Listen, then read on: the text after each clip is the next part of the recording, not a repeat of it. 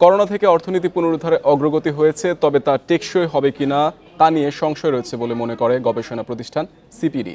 সংস্থাটির মতে নিত্যপণ্যের দাম বৃদ্ধি পাওয়ায় চাপে পড়েছে সাধারণ মানুষ। বৃহস্পতিবার সিপিডি প্রকাশিত অর্থবছরের প্রথম পর্যালোচনায় বলা হয়, রাজস্ব আদায়ে কাঙ্ক্ষিত প্রবৃদ্ধি হয়নি, তবে বাড়তি চাহিদার অর্থ সংস্থানের সক্ষমতা কমেছে সরকারের। আন্তর্জাতিক বাজারে দাম বৃদ্ধি, টাকার অবমূল্যায়ন, জ্বালানির দাম বাড়ানোর মতো বিষয়ে দেশের নিত্যপণ্যের বাজারে নেতিবাচক প্রভাব পড়েছে। তেল, চাল, ডালসহ খাদ্য কিনতে হচ্ছে চড়া দামে, যার সাথে সরকারের 5.3% মূল্যস্ফীতির তথ্যের মিল নেই বলে মনে করে বেসরকারি গবেষণা সংস্থা সিপিডি। বাজারের যে নীতিমালা, নিয়ম, সেই নিয়মটা, ফর্মুলাটা মেনে চলে না। অনেক সময় সেখানে অনেক ধরনের নন ইকোনমিক ফ্যাক্টরসগুলো কাজ করে থাকে। চালের ভোগের একটি পুঙ্খানুপুঙ্খ একটি পুনর্মূল্যায়ন প্রয়োজন রয়েছে, যেটি আমরা খুব দ্রুত আশা করি। নতুবা প্রতিবারই একটি চ্যালেঞ্জ থেকে যাচ্ছে যে একটা ঘাটতি থাকছে এবং এই ঘাটতির টানাপোড়েনে ব্যবসায়ীরা ব্যবসা করছেন।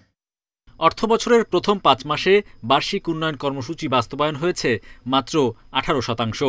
রাজস্ব আদায়ে 27% প্রবৃদ্ধির লক্ষ্যমাত্রার বিপরীতে অর্জন 16%। 26% কমেছে সঞ্চয়পত্রের বিক্রি, রপ্তানি 24% বাড়লেও কাঁচামালের তুলনায় পোশাকের দাম বেড়েছে নামমাত্র। বিশ্ববাজারে সারের দাম বাড়ায় ভর্তুকির চাহিদা বাড়বে দেশে। মানুষের চলাচল বেড়েছে, ঢাকায় ট্রাফিক বাড়ছে, এক্সপোর্ট কিছুটা বাড়ছে, সুতরাং আমরা বুঝি যে এক ধরনের রিকভারির ভিতরে আছে। আগে যেরকম গত বছরের 2-3 মাস একটা কাইন্ড অফ লকডাউনের মতো ছিল, ওখানে একটা অসুবিধা হয়েছে, সেই জায়গাটার ভিতরে আসে নাই। এরকম একটা অবস্থায় ফিসক্যাল স্পেস ক্রিয়েট করাটা ক্রমান্বয়ে কিন্তু কঠিন হয়ে যাবে, এবং এই মধ্যমেয়াদী চ্যালেঞ্জটা আমাদের কিন্তু পলিসি মেকারদেরকে বুঝতে হবে। যেটা বললাম যে সার, গ্যাসের এখন দামের প্রশ্নটা চলে আসবে, যেহেতু আন্তর্জাতিক বাজারে প্রায় ডাবল হয়ে গেছে সারের দাম। প্রণোদনা প্যাকেজ বাস্তবায়নের দুর্বলতা থেকে শিক্ষা নেওয়ার পাশাপাশি সামনের মুদ্রানীতিকে সম্প্রসারণমূলক করার পরামর্শ দেন গবেষকরা। শরিয়া ভিত্তিক সুকুক বন্ডের মতো বিনিয়োগের সুযোগ পুঁজিবাজারের গভীরতা বাড়াবে বলেও মনে করেন তারা। Hari Saha, independent news, Dhaka. মালদ্বীপের পার্লামেন্টে ভাষণ দিচ্ছেন প্রধানমন্ত্রী শেখ হাসিনা। আমরা সরাসরি যাচ্ছি সেখানে। And prosperous world. We reiterate our principled position of collaboration with our fraternal neighbors in South Asia, as had been enunciated by our father of the nation.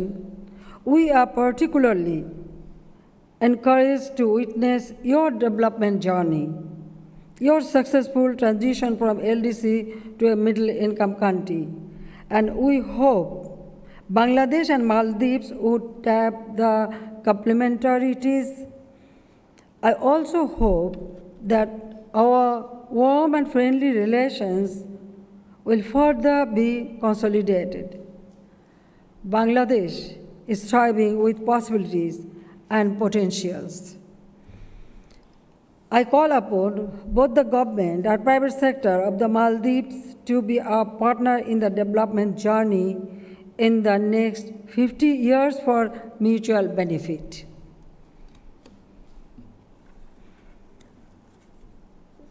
Distinguished members of parliament and audience, 2021 is a landmark year for Bangladesh-Maldives bilateral relations, with the exchange of high-level visits, fruitful bilateral discussions among relevant authorities, and goodwill exchange of collaboration on many areas of bilateral interest. We firmly believe we would further consolidate our bilateral relations through further expansion of trade, investment, connectivity, tourism, and people-to-people contacts. I would like to conclude with the hope that our next 50 years journey will be even more fruitful and bringing meaningful changes to the lives of our people. I wish prosperity and happiness for the people of Maldives and its pioneering leaders. I thank you for offering me this honor to be here before you. Long live Bangladesh-Maldives friendships Long live Bangladesh Maldives friendship. Joy Bangla, Joy Bangabandhu, may Bangladesh live forever. Thank you very much for hearing me. Thank you.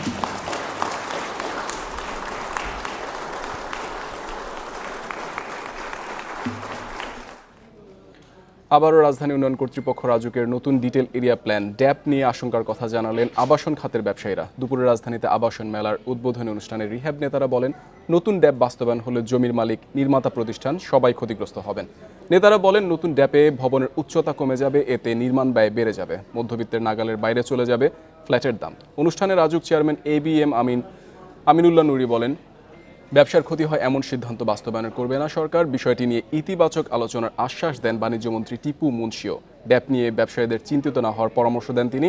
তবে flat কিনতে গিয়ে গ্রাহক যেন প্রতারিত না হন সেই বিষয়ে সতর্ক করেন টিপু মুন্সি।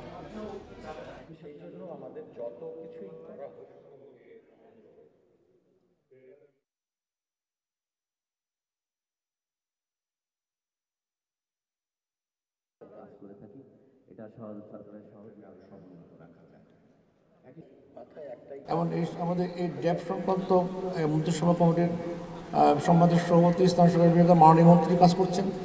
ইতিমধ্যে আমরা প্রায় 300-র কাছাকাছি অংশগ্রহণ নিয়ে সভা করেছি। আপনাদের নিয়ে কিন্তু সভা করা হয়েছে, স্থপতিদের নিয়ে কিন্তু সভা করা হচ্ছে, আমাদের প্রকৌশলীদের নিয়ে সভা করা হচ্ছে, প্ল্যানারদের নিয়ে সভা করা হচ্ছে, মিডিয়া কর্মীদের নিয়ে সভা করা হচ্ছে, আপনাদের মতামত নেওয়া হচ্ছে, ব্যক্তি পর্যায়ে মতামত নেওয়া হচ্ছে, অন্যান্য বিষয়ে কিন্তু গবেষণা করা হচ্ছে। সকল কিছু নিয়ে একটি ভালো কিছু ইনশাল্লাহ আপনাদের সামনে আসবে। এটা নিয়ে আতঙ্কিত হওয়ার কোনো কিছু নাই। আমার একটা অনুরোধ আপনাদের প্রতি, রিহ্যাবের যারা নেতৃবৃন্দ রয়েছেন, কখনো কখনো যে একটা কথা শুনি যে কেউ টাকা পয়সা দিয়ে তারা পাচ্ছেন না, তারা ক্ষতিগ্রস্ত হচ্ছেন, প্রতারিত হচ্ছেন, এমনটা যেন না হয়। মানুষ আবাসন মেলা নিয়ে আরও জানাতে আমাদের সাথে যোগ দিচ্ছেন সহকর্মী শামীম আহমেদ। শামীম, মেলার প্রথম দিনে কেমন সাড়া পাওয়া যাচ্ছে? ফ্ল্যাট ও প্লটের দাম নিয়ে কি বলছেন গ্রাহকরা?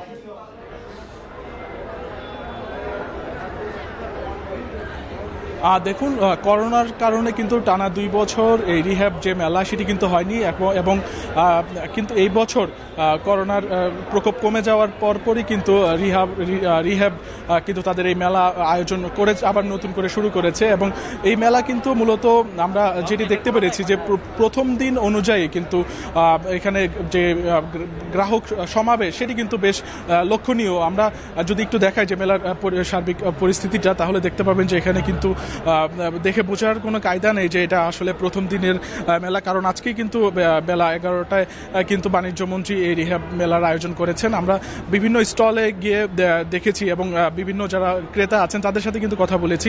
তারা কিন্তু যেটি জানিয়েছেন যে মেলার উপলক্ষে কিন্তু তারা বিভিন্ন অফার নিয়ে কিন্তু মূলত এখানে হাজির হয়েছেন। বিভিন্ন গৃহ ঋণ সুবিধা কিন্তু তারা দিচ্ছেন, এবং গ্রাহক পর্যায় থেকে কিন্তু যেটি বলা হচ্ছে যে তারা যেটি বলছেন যে মূলত এখানে মেলায় এসে কিন্তু তারা একসাথে অনেক তথ্যও কিন্তু মেলা থেকে তারা পাচ্ছেন, এবং পরবর্তীতে যেটি তাদের আসলে একটি আবাসন নির্মাণে বা তৈরিতে কিন্তু তাদের বেশ উপকারী হবে বলে গ্রাহকরা কিন্তু আমাদেরকে জানাচ্ছেন। এবং পাশাপাশি আমরা কিন্তু এখানে দেখতে পেরেছি যে মোট 220টি স্টলের বিষয় জানাবেন।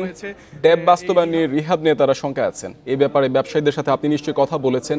সমস্যা সমাধানে কি করণীয় দেখছেন?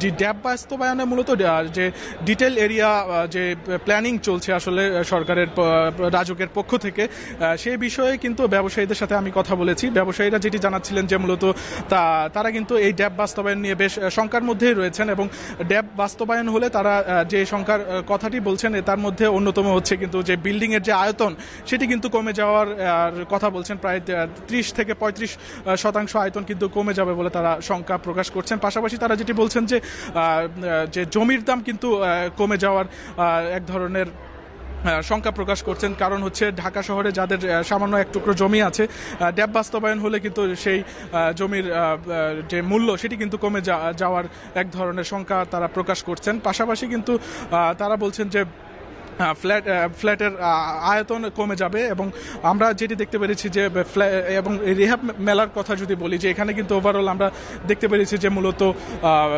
ছোট থেকে মাঝারি যে সাইজের ফ্ল্যাটের চাহিদা সেটি কিন্তু মূলত এখানে বেশি লক্ষণীয় বড় ফ্ল্যাটের থেকে।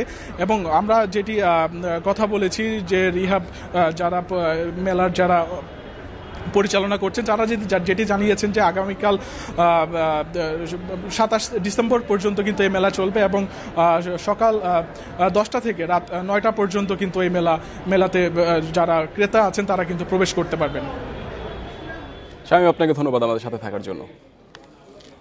এতক্ষণ আমরা শুনছিলাম রিহ্যাব ফেয়ার থেকে আমাদের সহকর্মী যোগ দিয়েছিলেন। বাংলাদেশ থেকে নার্স ও চিকিৎসক নেবে মালদ্বীপ। এছাড়া স্বাস্থ্য, শিক্ষা, পর্যটন ও মৎস্য খাতে মালদ্বীপের সঙ্গে বাংলাদেশের দ্বিপক্ষীয় সম্পর্ক আরও বাড়ানো হবে বলে জানিয়েছেন প্রধানমন্ত্রী শেখ হাসিনা। মালেতে সে দেশের রাষ্ট্রপতি ইব্রাহিম মোহাম্মদ সোলির সঙ্গে বৈঠক শেষে যৌথ ব্রিফিংয়ে একথা জানানো হয়। Fruitful discussion on the entire spectrum of our bilateral relations. আমাদের মধ্যে খুবই ফলপ্রসূ আলোচনা হয়েছে যা বাংলাদেশ ও মালদ্বীপের দ্বিপাক্ষিক সম্পর্ককে আরো সুদৃঢ় করবে। দুই দেশের মধ্যে কয়েকটি সমঝোতা চুক্তিও সম্পন্ন হয়েছে। এছাড়া বাংলাদেশ মালদ্বীপকে 13টি সামরিক সরঞ্জাম হস্তান্তর করেছে। শিক্ষা, স্বাস্থ্য, মানব শক্তি উন্নয়ন, যুব ও ক্রীড়া এবং মৎস্য ও কৃষি খাতে দ্বিপাক্ষিক সম্পর্ককে আরও বাড়াতে আমরা উভয় দেশই সম্মত হয়েছি। বাংলাদেশ থেকে দক্ষ স্বাস্থ্যকর্মী নিতে মালদ্বীপের প্রস্তাবকে আমরা স্বাগত জানিয়েছি। এছাড়া প্রেসিডেন্ট সোলিহর সাথে দ্বিপাক্ষিক বাণিজ্য ও বিনিয়োগ বাড়াতেও আলোচনা হয়েছে।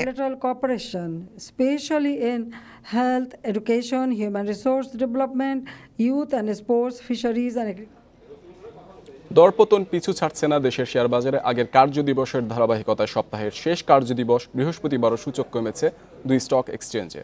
এতে চলতি সপ্তাহে 3 কার্যদিবসে দরপতন হলো শেয়ার বাজারে। ঢাকা স্টক এক্সচেঞ্জে লেনদেনে অংশ নেওয়া 69 প্রতিষ্ঠানের শেয়ার ও ইউনিটের দাম কমেছে। লেনদেন শেষে ডিএসই এর প্রধান সূচক ডিএসইএক্স 51 পয়েন্ট কমে 7702 পয়েন্টে নেমে গেছে। ডিএসইতে লেনদেন 801 কোটি 78 লাখ টাকা। আগের দিনের চেয়ে লেনদেন বেড়েছে 34 কোটি 31 লাখ টাকা। চট্টগ্রাম স্টক এক্সচেঞ্জে সার্বিক মূল্যসূচক কমেছে 138 পয়েন্ট। লেনদেন হয়েছে 48 কোটি 96 লাখ টাকা।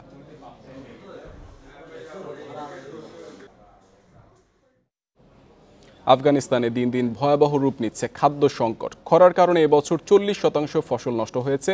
তালেবান শাসনে ফেরায় যুক্তরাষ্ট্র ও আন্তর্জাতিক মুদ্রা তহবিল দেশটির সম্পদ জব্দ করায় বেড়েছে ভোগান্তি। এমন পরিস্থিতিতে বুধবার দেশটিতে জরুরি ত্রাণ কার্যক্রম চালাতে প্রস্তাব পাশ করেছে জাতিসংঘ নিরাপত্তা পরিষদ। কামিলাকে দেখলে কেউ বলবে না তার বয়স 3 পেরিয়েছে। ভয়াবহ খাদ্য সংকটে থাকা কামিলার পরিবার 8 মাস ধরে অনাহারে দিন কাটাচ্ছে। কামিলার মতো আফগানিস্তানের 5 বছরের কম বয়সী অন্তত 50 লাখ শিশু খাদ্যাভাবে ভুগছে। জাতিসংঘের হিসাবে চলতি শীত মৌসুমে দেশটির অর্ধেকের বেশি 2 কোটি 30 লাখ মানুষ খাদ্য সংকটে আছে। অবস্থা এতটাই খারাপ যে হাসপাতালগুলোতে তেলের অভাবে জেনারেটর চালানো সম্ভব না হওয়ায় গাছ কেটে উষ্ণতার ব্যবস্থা করা হচ্ছে। নতুন এক জরিপ বলছে দেশটির 2300 স্বাস্থ্যকেন্দ্র অর্থ ও মেডিকেল পণ্যের সরবরাহের অভাবে বন্ধ পড়ে আছে। সেপ্টেম্বর মাসের পর থেকে প্রতি 5টি হাসপাতাল বা ক্লিনিকের অন্তত একটি বাধ্য হয়ে বন্ধ করতে হচ্ছে কর্তৃপক্ষকে।